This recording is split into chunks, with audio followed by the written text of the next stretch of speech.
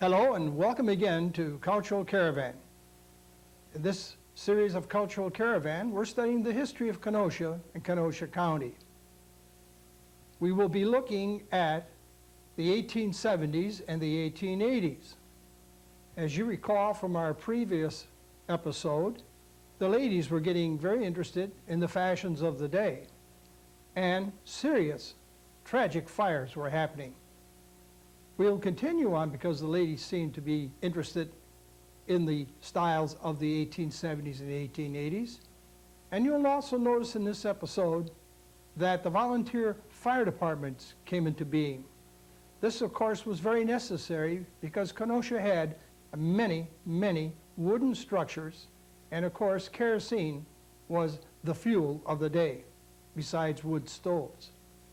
Another thing that you may be interested, particularly if you're from the Wilmot area, is the fact that Wilmot had a steamer that ran an excursion trip from Wilmot to Fox Lake in the 1880s. But before we get into our story, let's go down to the Kenosha Public Museum and introduce you to Paul Latouille, the director. Well, we're down at the Kenosha Public Museum, and with the director of the museum, Paul Latouille. And Paul is going to explain a little bit about what the Kenosha Public Museum is all about. Paula? Hello, and welcome to the museum. We say see us and see the world here at the Kenosha Public Museum because we are a natural history and art museum. And if you want to learn about Kenosha, you can come in.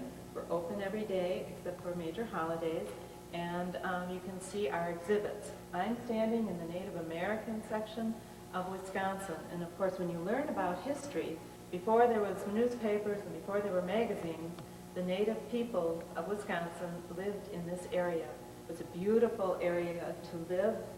There are many things that are the same, and many things have changed since way back then. So this exhibit area shows how native people got their clothing, got their food, how they played games, and on this side we have some of the ritual objects. And so if you want to learn more about your community, come into the museum. It is free. It's right on Civic Center where the courthouse, post office, and Ruther High School is, and we'd invite you to come and explore the museum.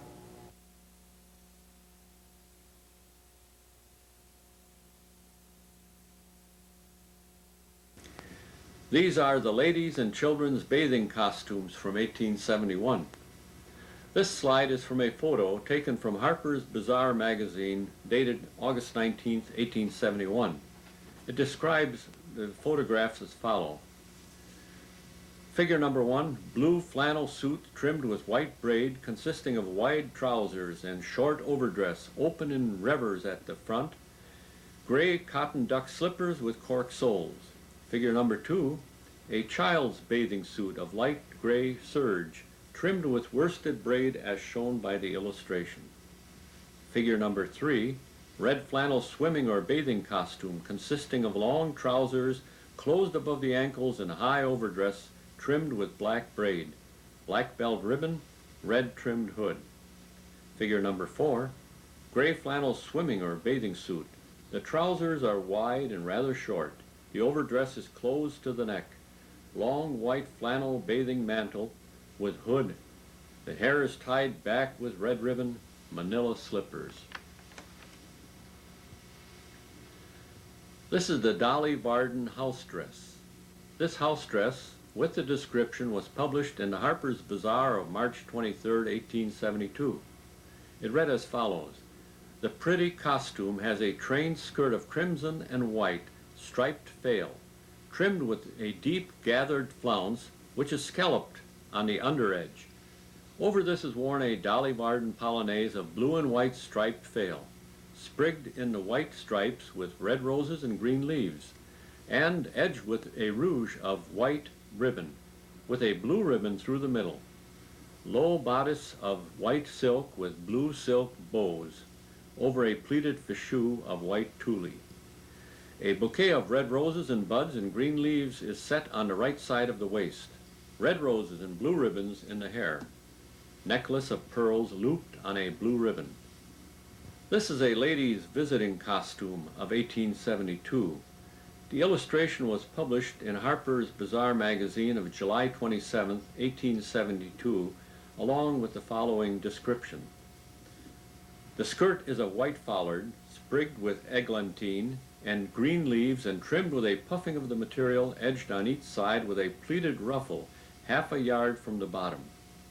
Polonaise of very pale gray foulard with wide red-purple stripes, edged with a pleating of purple foulard and a wide frill of white lace. A narrow white lace frill forms a heading of the puffing. A pointed hood of white foulard, trimmed with white lace and white silk tassels, is set on the polonaise. White chip bonnet, trimmed with a large purple rose and green leaves and tied with purple ribbon strings. White silk parasol edged with white lace, lemon-colored gloves. This very elaborate evening dress was published in Harper's Bazaar of April 6, 1872, and described as follows. This elegant evening dress has a petticoat of white silk, edged with a wide pinked rouge of the same.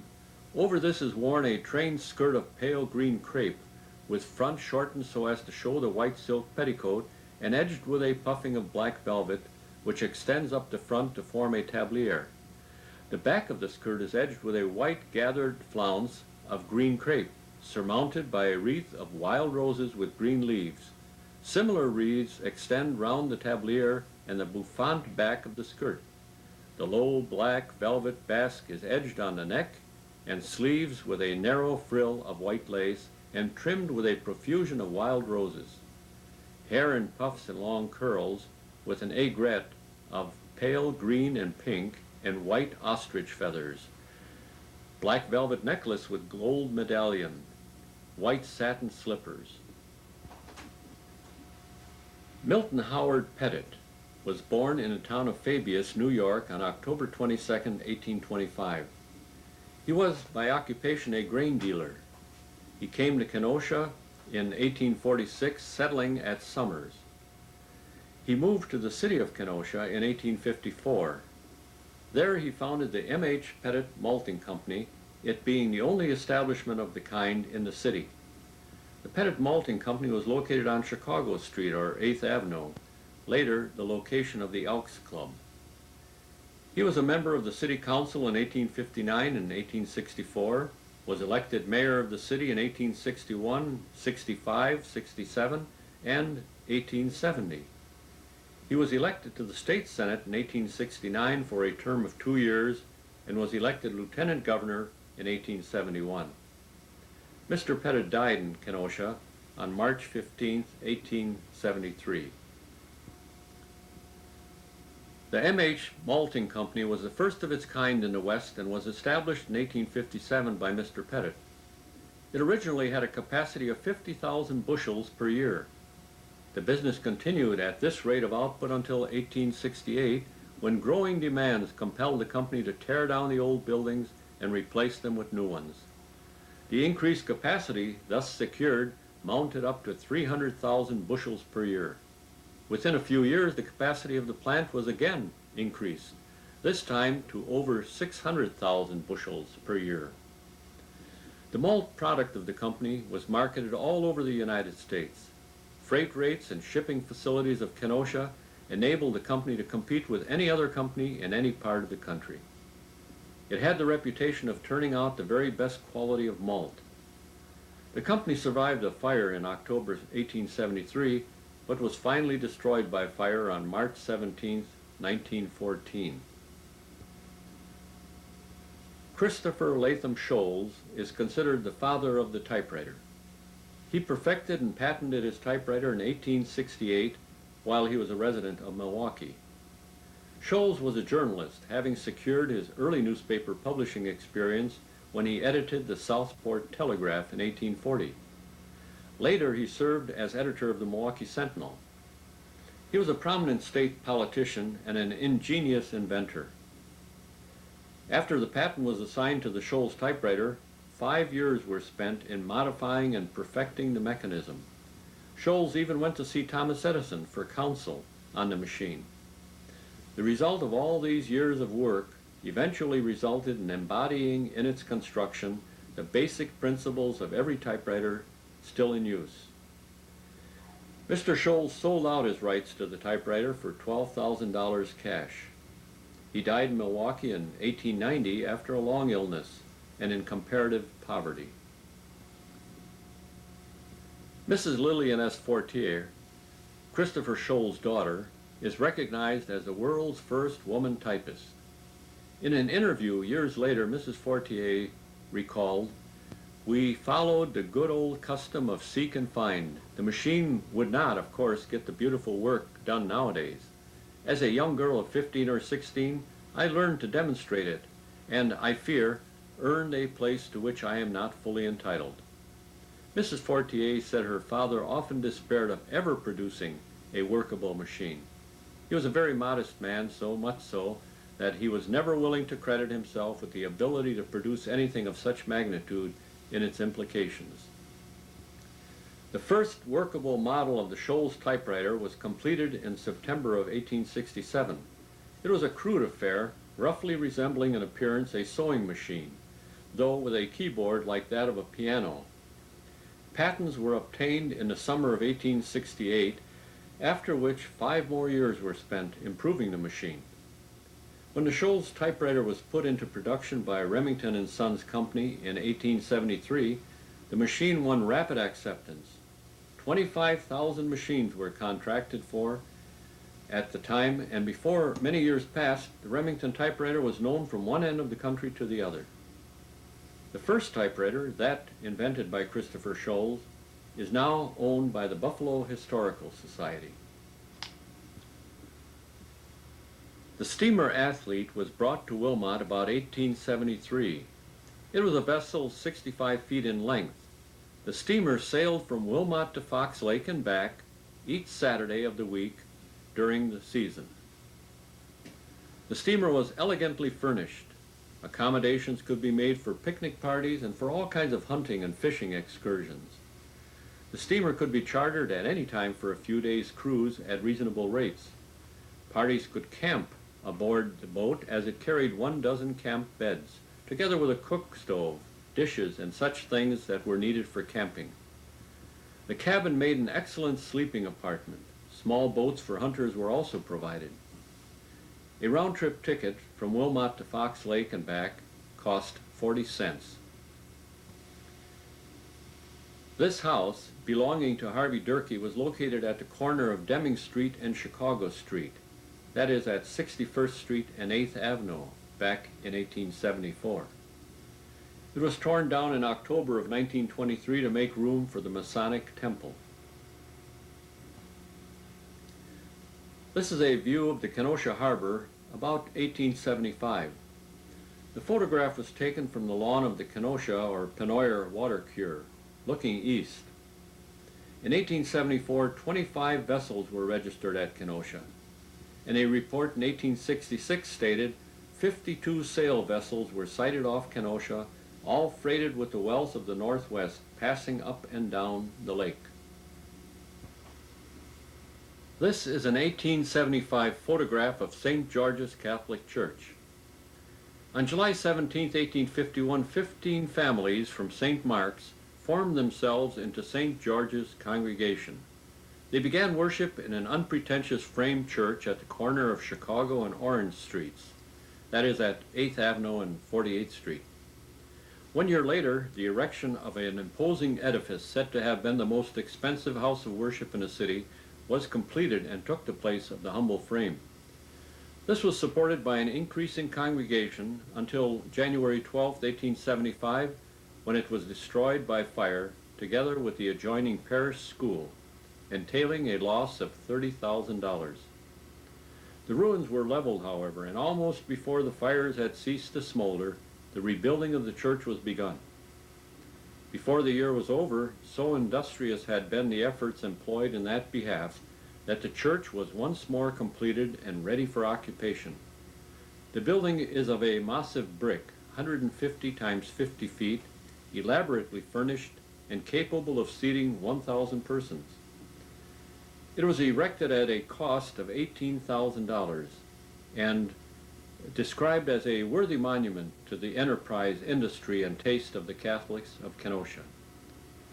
The first pastor was the Reverend Father George Werner, after whom the church was named.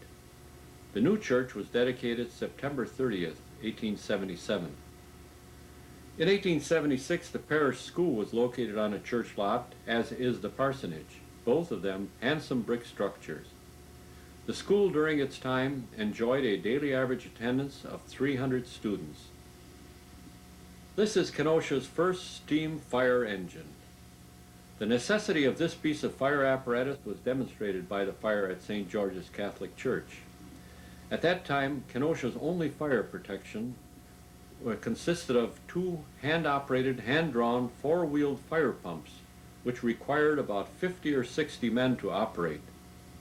They were equipped with spiral-riveted leather hose, which would harden after use, and it was necessary to oil or grease it after each fire.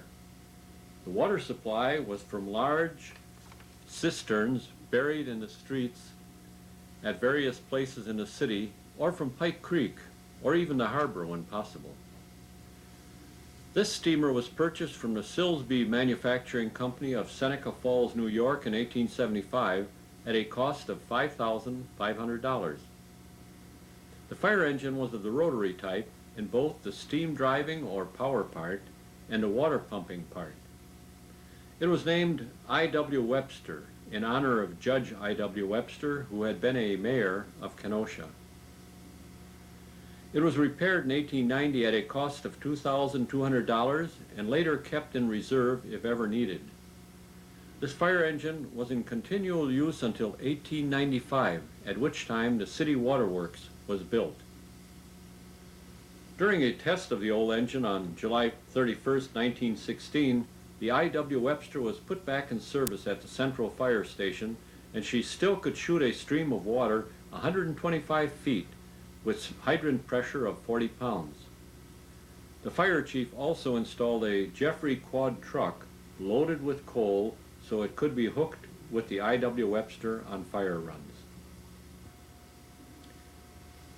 This, the second hook and ladder truck belonging to the city of Kenosha, was built in 1878 by the Bain Wagon Company.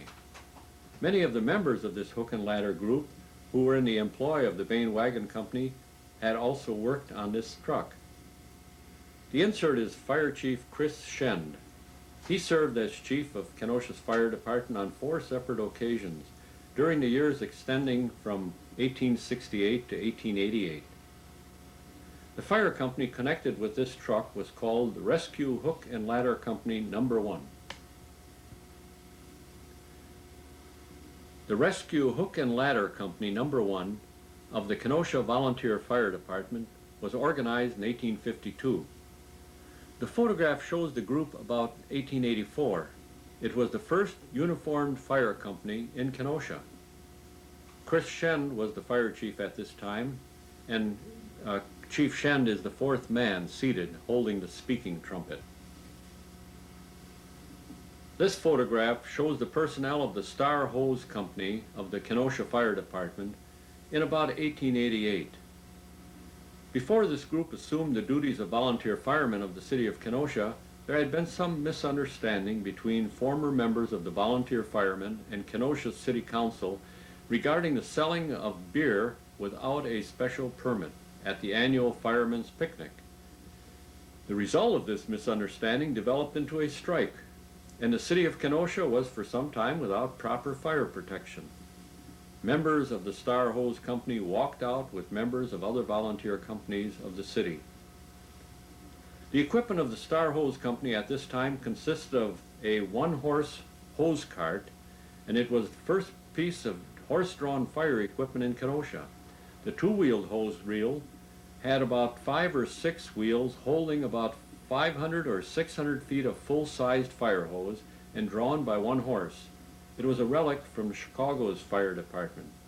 It worked all right on a hard road, but when in mud, sand, or snow, it was just hard luck for the poor horse.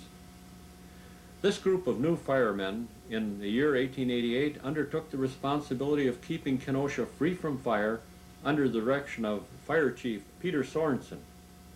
With numerous changes of membership, this organization continued for 17 years, from 1888 to 1905, during the terms of Matthew J. Brady and James S. Barr. During the last few years of service, they were not as active because the transition from volunteer to full pay was taking place.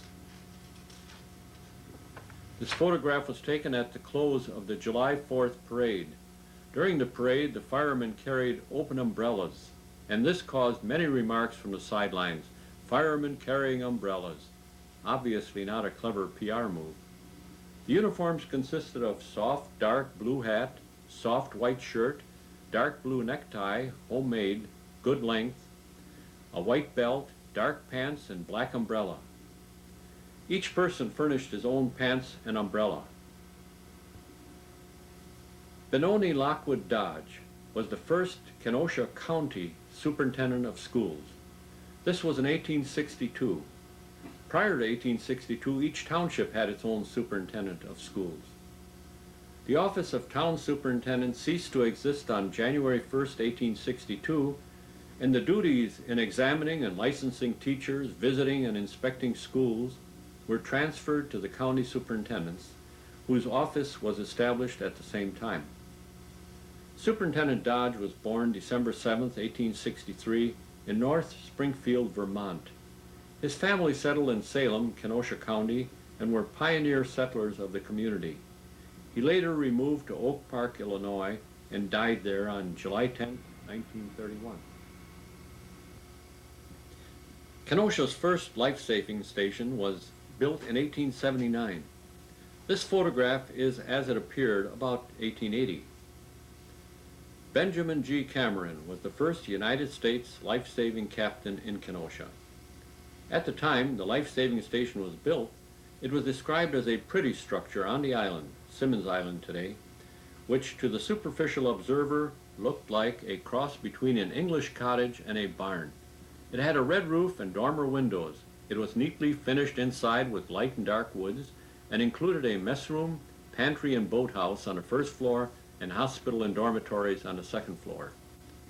Its cost, according to contract, was $1,850. A platform 80 feet in length and 20 feet in width on strong pilings led from the waterfront to the harbor.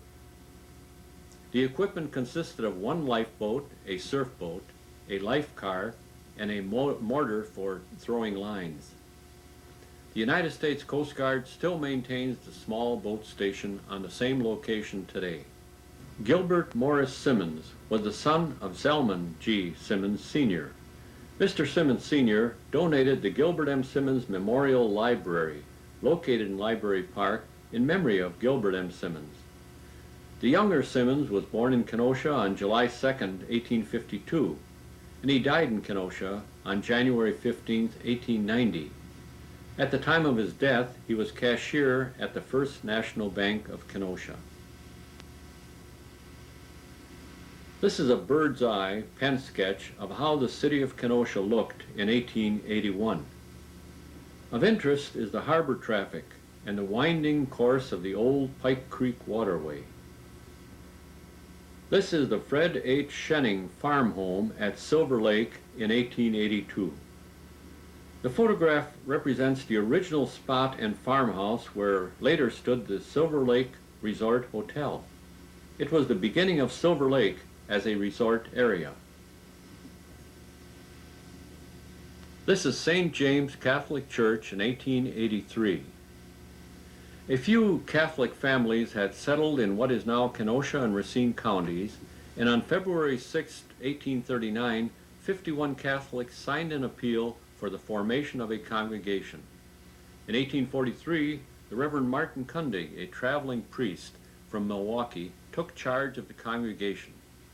Largely through his efforts, the church lots situated where the present rectory stands were purchased from William Trant for the sum of $100.